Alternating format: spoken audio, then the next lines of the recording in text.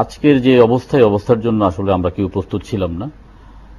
১/১১ এই পট পরিবর্তনের পরে সাধারণ মানুষ, ব্যবসায়ী, রাজনৈতিক কর্মী প্রত্যেকে মনে করেছিল যে আমাদের রাজনৈতিক নেতৃবৃন্দের একটা বোধোদয় হবে এবং তারা আপনার কিছুটা শিক্ষা নিয়ে আপনার সামনের দিকে এগিয়ে যাবেন। এবং অনেক রাজনীতিবিদরা তখন জেল থেকে বেরোয় বলেছেন যে আমাদের যথেষ্ট শিক্ষা হয়েছে এবং এই শিক্ষাকে আমরা সামনের দিকে আমরা প্রয়োগ করব। কিন্তু আসলে মূলত যে কোনো শিক্ষাই হয়নি, সেটা যেমন তারা 1/11 থেকেও যেমন রাজনীতিবিদের শিক্ষা নেয় না, ইতিহাস থেকেও রাজনীতিবিদের শিক্ষা নেয় না, এটা আবার প্রমাণ করে দিয়েছে।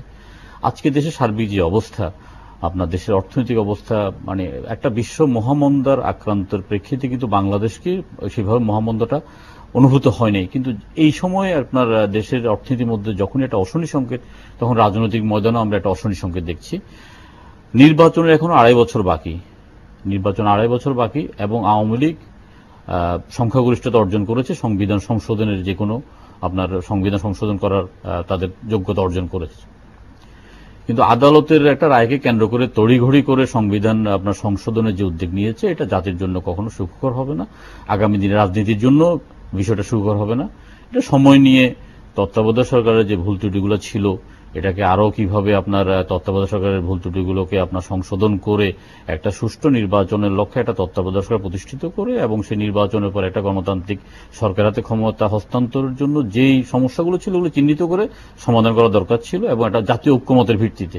কিন্তু আজকে আদালতের রায়ের প্রেক্ষিতে তড়িঘড়ি করে আপনার শাসক দল আপনার যে পদক্ষেপ নিয়েছে, এটা সাধারণ মানুষের কাছে খুব একটা গ্রহণযোগ্যতা পায়নি। এটাকে আপনি তড়িঘড়ি বলবেন কেন? কারণ আমরা যতদূর আমার মনে পড়ছে এই মুহূর্তে, সেটা হচ্ছে মহাজোটের, বিশেষ করে আওয়ামী লীগের নির্বাচনী ইস্তেহারে তারা বলেছিলেন যে তারা 72-এর সংবিধানে ফিরে যাবেন। এটা কিন্তু তাদের রাজনৈতিক প্রতিশ্রুতি ছিল এবং সেই প্রতিশ্রুতির উপর ভিত্তি করে তারা ভোট পেয়েছেন এবং 3 বছর প্রায় যায়, এখন তারা সেই উদ্যোগটা নিচ্ছেন। এটাকে তড়িঘড়ি বলা হবে না? তাহলে কি তারা 72-এর সংবিধানে পুরোপুরি ফেরত যাচ্ছে বলে আপনি বলতে পারেন? আপনি তো বলতে পারেন না এটা, কারণ রাজনৈতিক বাস্তবতার কারণে তারা বেশ কিছু জায়গায় কম্প্রোমাইজ করেছে। 72-এর সংবিধান এবং 5ম সংশোধনী মানে আইন যেটা বাতিল, সংবিধান সংশোধনী বাতিলের মধ্যে ছিল যে ধর্মভিত্তিক রাজনৈতিক দলকে নিষিদ্ধ করা হবে, কিন্তু কই ধর্মভিত্তিক রাজনৈতিক দলকে তো নিষিদ্ধ করা হয়নি। এবং আপনার সংবিধানের আপনার যেই কম্প্রোমাইজটা তারা আপনার মানে রাজনৈতিক বাস্তবতার কারণে করতে পেরেছে, সেই কম্প্রোমাইজটা এবং সেই আপনার সমঝোতাটা কিন্তু তত্ত্বাবধায়ক সরকার প্রশ্ন করতে পারত। এটা মানে এত দ্রুত এটা করার উদ্যোগ নিয়ে খুব সুন্দর একটা পয়েন্ট আপনি বলছেন। সেটা হচ্ছে যে যেহেতু আওয়ামী লীগের যে 4 মূলনীতি, যে মূলনীতি বলে বঙ্গবন্ধু শেখ মুজিবুর রহমান তিনি দেশ স্বাধীনতা যুদ্ধে নেতৃত্ব দিয়েছিলেন, দেশ স্বাধীনের পর যে সংবিধান হয়েছিল তাতে নেতৃত্ব দিয়েছিলেন এবং সেখানকার থেকে কিন্তু রাজনৈতিক কারণে, ভোটের রাজনীতির কারণে আওয়ামী লীগে কিছুটা সরে আসছে বলে সুধী সমাজে বলছে, আপনিও বলছেন। এবং আপনি মনে করছেন যে ঠিক একই কারণে, সেই বাস্তবতার কারণে তত্ত্বাবধায়ক সরকার রাখা দরকার ছিল। এখন তারা বলছেন যে এখনো সুযোগ আছে আলোচনার। না, দেখুন রাহুল দা, আওয়ামী লীগের কাছে আমার কিন্তু একটা ব্যবসায়ী হিসাবে আমি খুব তীব্রভাবে আমার একটা আকাঙ্ক্ষা ছিল যে আওয়ামী লীগ ক্ষমতায় আসলে হয়তো সাপ্তাহিক ছুটিটা শুক্রবারের বদলে রোববার করবে, আমরা পৃথিবী থেকে 3 দিনের জন্য বিচ্ছিন্ন থাকি। কিন্তু আওয়ামী লীগ যখন রাজনৈতিকভাবে এটা সাহস অর্জন করতে পারেনি এবং রাজনৈতিক প্রতিপক্ষকে আপনার এবং মোকাবিলা করার জন্য তারাই সাহস অর্জন করে আপনার আমাদের ব্যবসায়ীদের দাবির প্রেক্ষিতে শুক্রবারের পরিবর্তে কিন্তু রোববারে ছুটি করেন নাই। তো তাহলে সেখানে যারা একটা মানে আপোষ অথবা একটা কম্প্রোমাইজ টেন্ডেন্সি, এই টেন্ডেন্সিটা কিন্তু সর্বক্ষেত্রে বিরাজমান রাখার দরকার ছিল। তার মানে আপনি বলতে চাচ্ছেন যে ক্ষমতায় টিকে থাকার জন্য তারা আদর্শগত জায়গায় কম্প্রোমাইজ করছে, কিন্তু কৌশলগত যেটা সার্বজনীন ভোটের যে কৌশল, সেই কৌশলের জায়গায় তারা কম্প্রোমাইজ করছেন না। জি, সেটাই বলতে চাচ্ছি। এখন ধরুন আদালতের ব্যাপারটা, যে তত্ত্বাবধায়ক সরকার কিন্তু আদালতের রায়ের মাধ্যমে আসে নাই, একটা গণ আন্দোলনের প্রেক্ষিতে এবং বাস্তবতার প্রেক্ষিতে কিন্তু তত্ত্বাবধায়ক সরকারটা এসেছিল। 1991 সালে যে নির্বাচন, এই নির্বাচনে আপনার তত্ত্বাবধায়ক সরকারের কারণে আওয়ামী লীগের প্রস্তাব ছিল না, 1991 সালের নির্বাচনে তত্ত্বাবধায়ক সরকারের কারণে কিন্তু বিএনপি ক্ষমতায় এসছে। এর আগে দিয়ে এরশাদের আমলে আপনার নির্বাচনটাকে যথেষ্ট কলুষিত করা হয়েছে। তখন নির্বাচন বলতো যে 10টা হুন্ডা, 20টা গুন্ডা, 40টা ডান্ডা, এটা হলে নির্বাচন সম্পন্ন। কিন্তু এখান থেকে সরে আসার প্রেক্ষিতে আপনার তত্ত্বাবধায়ক সরকারের যে বাস্তবতাটা, এটাকে মানুষ মেনে নিয়েছে এবং মানুষ স্বচ্ছন্দ বোধ করছে এবং জনগণ কিন্তু এই মুহূর্তে তত্ত্বাবধায়ক সরকারের আপনার মানে বিলুপ্তির কোনো মানে কারণ আছে বলে মনে করে না। আর এছাড়াও আপনার নির্বাচন তো ধরেন আরো 2.5 বছর পরে। আওয়ামী লীগ থেকে যেটা আমরা আশা করেছিলাম, আমরা জনগণ আশা করেছিল যে বলে তারা বিপুল সংখ্যক আপনার আসন জয়লাভ করেছে, যে একটা সুশাসন কায়েম করে আপনার জনগণের মৌলিক সমস্যার সমাধান করে 3 থেকে 4 বছর পরে আপনার জনমতকে পক্ষে এনে তত্ত্বাবধায়ক সরকারের আপনার পরিবর্তন করবে।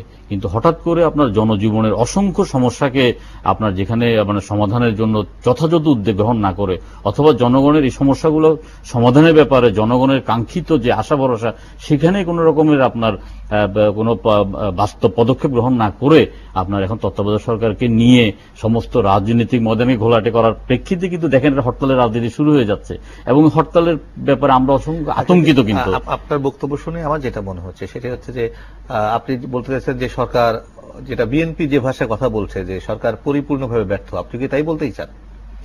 সরকার পরিপূর্ণভাবে ব্যর্থ আমি সেটা বলতে চাচ্ছি না। সরকারের সফলতা যেমন আছে, ব্যর্থতা আছে, ব্যর্থতার পাল্লাটা ভারী।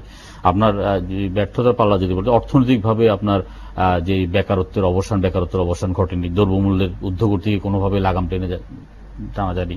ঢাকা শহরে অসহনীয় যানজট, এই যানজটের সাথে সাথে এখন যানবাহনের একটা সংকট সৃষ্টি হয়েছে। পয়েন্ট বুঝি না, সেটা হচ্ছে যে আপনারা যখন বলি, আমরা সাংবাদিক অনেক সময় বলি, সেটা হচ্ছে যেটি প্রধানমন্ত্রী শেখ হাসিনা তার একটা লেখাতে জবাব দেওয়ার চেষ্টা করেছেন, আমি সেই পয়েন্টটা তুলে ধরতে চাইছি, সেই জবাবটা প্রকাশ করতে চাইছি যে অর্থনৈতিক অবস্থা খারাপ ঠিকই, কিন্তু তারপরও মহামন্দার হাত থেকে এই সরকারের ম্যানেজমেন্টের ভিতরে বিগত তত্ত্বাবধায়ক সরকারের পরে যে অবস্থা ছিল এক ধরনের টাচটা লাগেনি, কিন্তু পরবর্তী পর্যায়ে বিশেষ করে শেয়ার বাজারের স্ক্যামের পরে অর্থনীতি এক ধরনের মন্দা দেখা দিয়েছে অভ্যন্তরীণ অর্থনীতিতে। এরপরেও কিন্তু আমি দেখতে পাচ্ছি যে প্রতিনিয়ত ঢাকা শহরের রাস্তা, আপনি যানজটের কথা বলছেন, নতুন নতুন গাড়ি নামছে, একটা গাড়ির দাম 20 লাখ টাকা, 24, 25, 50, 60 লাখ টাকা প্রতিদিন 200-100 গাড়ি নামছে। চট্টগ্রাম শহরে আছে, সিলেটে নামছে, খুলনায় নামছে। এই যে বিপুল সংখ্যক গাড়ি পথে নামা, এগুলো কি অর্থনীতির সমৃদ্ধির ইন্ডিকেটর নয়?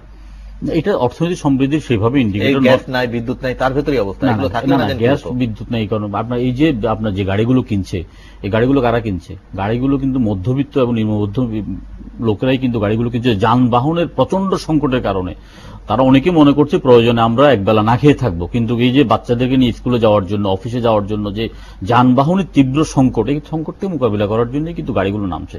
আজকে মাননীয় প্রধানমন্ত্রী একটা লেখা আমি পড়েছি, দেখেন রাহুল দা, আপনার 97 সনে একটা প্রচন্ড বন্যা হয়েছে। এই বন্যার মধ্যে ঢাকা চট্টগ্রাম রাস্তাটা কিন্তু একদম মানে পানির নিচে তলিয়ে গেছে। মাননীয় তৎকালীন প্রধানমন্ত্রী আপনার অত্যন্ত দৃঢ়তার সাথে এবং অত্যন্ত দ্রুততার সাথে কিন্তু আপনার রাস্তা সংস্কার করেছেন, অনেক উঁচু করে বড় করে রাস্তাটা করেছেন, খুব বেশি সময় নেন নেই। কিন্তু আজকে কিন্তু দেখেন ঢাকা চট্টগ্রামের রাস্তাটা কিন্তু আজকে 2.5 বছর এই সরকার ক্ষমতায়, এখন পর্যন্ত 6 ঘন্টার জায়গায় 18 ঘন্টা লাগে। তাহলে মানে প্রধানমন্ত্রী যেই আপনার 2001 সাল পর্যন্ত যে তিনি যে ইয়ে করেছেন, 96 থেকে 2001 সাল পর্যন্ত, সেই প্রধানমন্ত্রী কিন্তু আমরা এখন খুঁজে পাচ্ছি না। কোথায় জানি প্রধানমন্ত্রী মানে ক্লান্ত কিনা, অথবা প্রধানমন্ত্রী অবসন্ন কিনা, অথবা প্রধানমন্ত্রী এই মন্ত্রিসভার উপর সেভাবে কর্তৃত্ব করতে পারছেন না কিনা, সেটা আমরা বুঝতে পারছি না। এই যে ঢাকা শহরে যে যানজটের কথা বলছেন, ঢাকা শহর তো ফ্রি স্টাইলে চলতেছে। ঢাকা শহরে একজন কিন্তু এসে এত দ্রুত কর্মসংস্থান, কি কর্মসংস্থান, হয় ফুটপাতে সে হকারি করবে অথবা রিক্সা চালাবে। হকারি এবং রিক্সা চালানোর মধ্যে দিয়ে কিন্তু দেশের অর্থনীতি কোনো মঙ্গল তো হচ্ছে না, বরঞ্চ আপনি রাহুলদা বিশ্বাস করবেন যে গার্মেন্টসের এখন যদি 1 নম্বর সমস্যা কি, 1 নম্বর সমস্যা হলো যে মানে শ্রমিক সংকট, প্রচন্ড শ্রমিক সংকট। প্রতিটা কারখানায় 30 থেকে 40% শ্রমিক সংকট। কিন্তু আপনি বলবেন যে দেশে কোটি কোটি বেকার, আপনার কাছে তো বেকারত্ব। কিন্তু এই যে কেন শ্রমিক সংকট, এই যে আপনার গ্রামের মধ্যে যে দেখেন, গ্রামের মধ্যে প্রচন্ড শ্রমিক সংকট। ঢাকা শহরে চলে আসতেছে, রিক্সা একটা নিয়ে নেমে গেল, ফুটপাতের দোকান নিয়ে বসে গেল, কোনো জবাবদিহিতা নাই। আপনার এই যে 2.5 বছর ট্রানজিশন অফ পিপল, না সে মানুষের যে মুভমেন্ট হচ্ছে কিন্তু আনপ্ল্যান্ড না, একদম বলতে আনপ্ল্যান্ড মানে কি, এইরকম আনপ্ল্যান্ড একটা সিটি ঢাকা শহর যেটা সারা পৃথিবীতে এরকম আনপ্ল্যান্ড নেই। তো আমরা তো সরকারকে চাই যে এখানে একটা যথাযথ একটা পদক্ষেপ নেক, সাহসী পদক্ষেপ নেক, ঢাকাকে ঢাকার বাইরে মানে ছড়িয়ে নেক। যেমন আপনার এই যে বিমানবন্দরের ব্যাপারে, আমি বিমানবন্দরের পক্ষে ছিলাম, কিন্তু আওয়ামী লীগ সরকারই দেখেন কোথায় খেয়ে হারিয়ে ফেলছে। বিমানবন্দর করার জন্য যেভাবে জনমতকে পক্ষে আনার জন্য ছিল, সেখানকার এমপি এবং মন্ত্রীদেরকে তারা করতে পারেনি। সব মিলিয়ে কিন্তু আপনি যেটা বলবেন, সব মিলিয়ে কিন্তু দেশের মানুষ ভালো নেই এবং দেশের মানুষ কিন্তু আশাহত।